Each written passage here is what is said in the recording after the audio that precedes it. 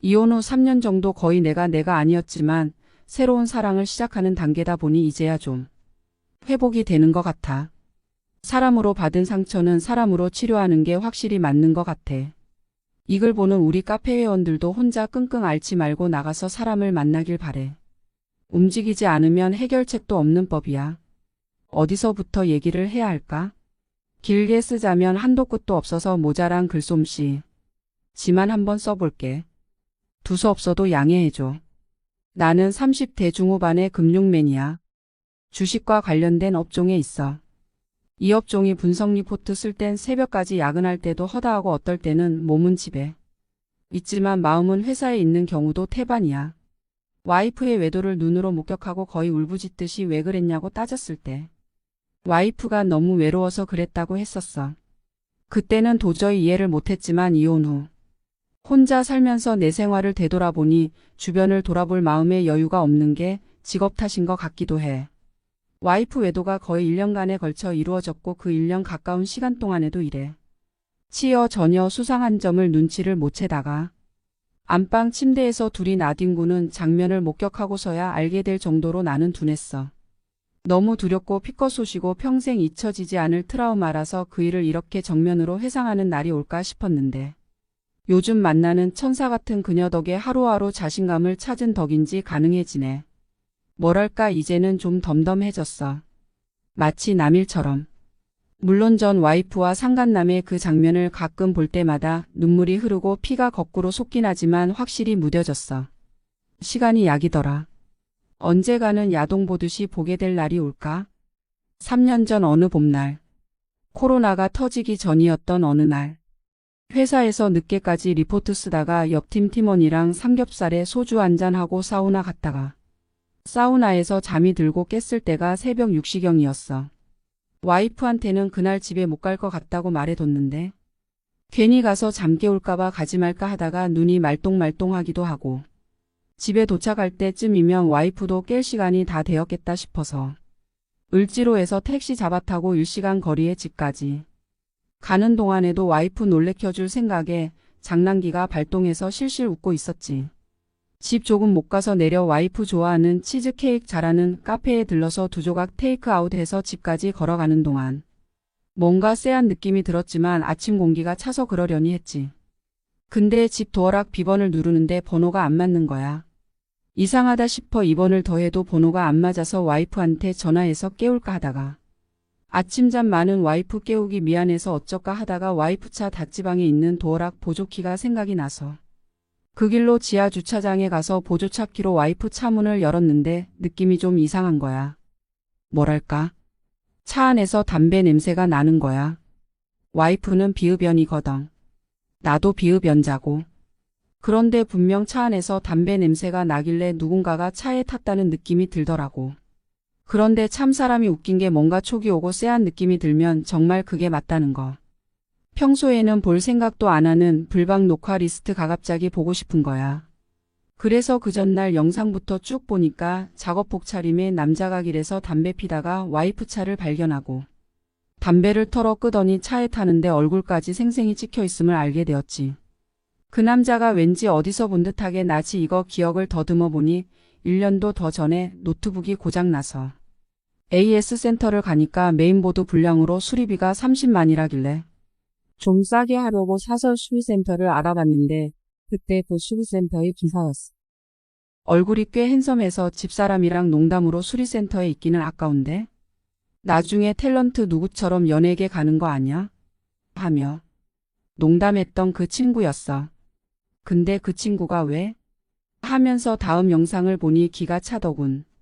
타자마자 아내한테 반말로 배고픈데 밥부터 먹자고 하더니 곧 키스 소리가 들리더군. 그 순간 나는 얼어붙었지. 그리고 이어지는 아내의 말. 어휴 담배 냄새. 담배 좀 끊으면 안 돼? 키스할 때마다 입에서 냄새나 그러자 그 남자는 낄낄대더니 그럼 키스 안 할게. 대신 딴 거 할게. 하더니 치마 속에 손 넣는 소리가 나더군. 이윽고 아내가 하지마. 운전하는데 집중한대 하는 대화가 들렸어. 둘의 대화를 들으면서 나는 이거 뭐지? 내가 지금 꿈을 꾸고 있나? 도대체 이게 무슨 상황인지 도저히 납득이 안 돼서 온몸이 얼어붙고 손이 덜덜 떨리는 와중에서 계속 다음 영상을 누르고 있었어. 밤 10시쯤 둘이 차에서 내려 아내가 앞장서고 남자가 뒤 따르는데 둘 다 같이 아파트로 들어가더군. 그때 나는 머릿속에 스친 생각이 지금 집에 둘이 같이 있을지도 모른다. 지금 현장을 잡아야 한다는 생각이 본능적으로 스쳐갔어. 다찌방에 있는 도어락 키를 들고 미친 듯이 뛰어 9층까지 엘리베이터를 타고 올라가면서 내 심장 박동은 쿵쾅대며 뛰고 있었고 태어나 그리 뛴 적은 처음이었을 거야. 그리고 속으로 기도했었지. 제발, 제발 같이 있지만 말아다오. 그러면 한 번의 일탈로 용서해주마. 제발 집안에 같이 있는 것만은 말아줘. 그것만큼은 내가 도저히 견딜 수가 없어. 집안에까지 외간 남자를 끌어들이는 것은 나를 너무 무시하는 처사야. 제발, 여보 혼자 있어줘. 그러나 현실은 항상 바램보다 훨씬 잔혹한 법이야. 참고로 우리 아파트는 현관이 길고 좁아서 양옆에 붙박이 신발장이 있고 거실 입구에는 또 하나의 문이 있어서 사람이 들어와도 들어온 줄도 모르는 경우가 많아서 문을 늘 열어두는 편이야. 아까 내가 도어락 비번을 틀렸을 때 마냥 문이 열려 있었고 아내가 깨어 있었다면 아내가 알았을 텐데 별로 기척이 없는 걸로 보아 문이 닫혀 있는 것 같았어. 도어락 키를 하단부에 대니까 띠리링 소리와 함께 문이 열렸어. 심호흡을 크게 하고 조용히 문을 열었어. 그리고 본능적으로 폰에 동영상 촬영을 켰어. 역시 거실로 들어가는 문이 닫혀 있었으나 남자의 신발은 보이지 않았어. 그런데 그런 느낌 있잖아.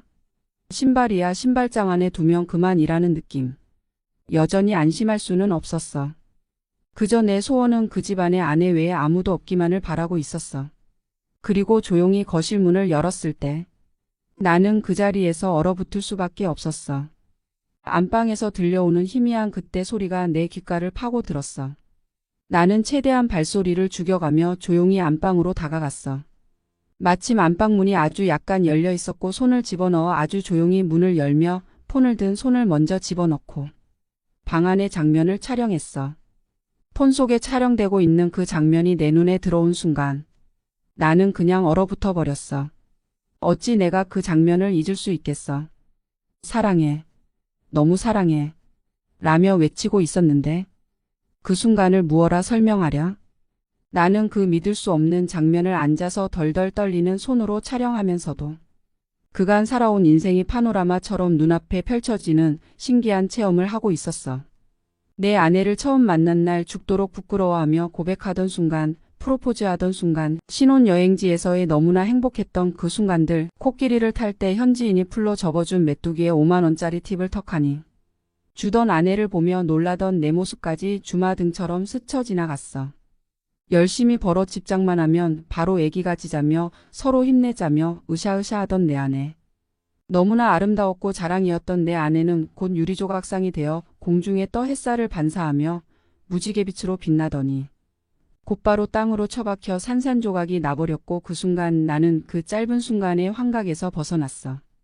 그리고는 도저히 감당할 수 없는 슬픔이 밀려와 안방 방문 앞에 주저앉아 뺨으로 눈물이 줄줄 흐르며 끄끄거리다가 도대체 내가 내 집에서 이게 뭐하는 짓인가 싶은 생각이 들었어. 집주인은 나인데 내가 왜 숨어서 지켜봐야 하는지 어이가 없었어. 슬픔이 지나가더니 이제는 분노가 치밀어 올랐지. 그리고 나는 폰을 든 채로 그대로 몸을 일으켜 방문을 활짝 열어 젖히고 문 앞에 가만히 서 있기 시작했어. 내가 문 앞에 서 있는 줄도 모르고. 그러던 중 뭔가 낌새가 이상했는지 아내가 갑자기 문 쪽으로 고개를 돌렸고 나와 눈이 마주쳤어. 이윽고 깍 하며 외마디 비명을 아내가 질렀고 그제서야 나를 바라보더니 마치 염라대왕을 눈앞에서 목격한 듯 얼어버렸지. 그야말로 아수라장이 따로 없었지. 지옥문이 열리던 순간이었어. 그게 3년 전이야. 이제는 익숙해질 만큼 익숙해졌나 싶은데 아직도 힘드네. 특히 아침 이른 시간에 케이크 파는 집이 어딨냐고 지적들 하던데. 코로나 이전에는 24시간 하던 카페도 있었고 우리 집 앞에도 있었어. 그 집이 코로나 시국에 지금은 다른 가게로 바뀌었지만 치즈케이크 만나서 전 와이프랑 종종 사 먹기도 했었어. 그리고 왜 와이프 보조차 키를 내가 들고 다니냐는 댓글도 봤는데 내가 차가 없어. 와이프 명의로 된 차를 같이 써. 주로 와이프가 쓰고 내가 가끔 써. 나는 주로 대중교통을 이용해. 차가 있었다면 와이프 외도를 발견한 날 아침에 내 차 끌고 왔겠지. 그 외 다른 주작 의심 댓글들도 있긴 하던데 맹세코 주작 아냐. 뭔가 기억에 오류는 있을지도 모르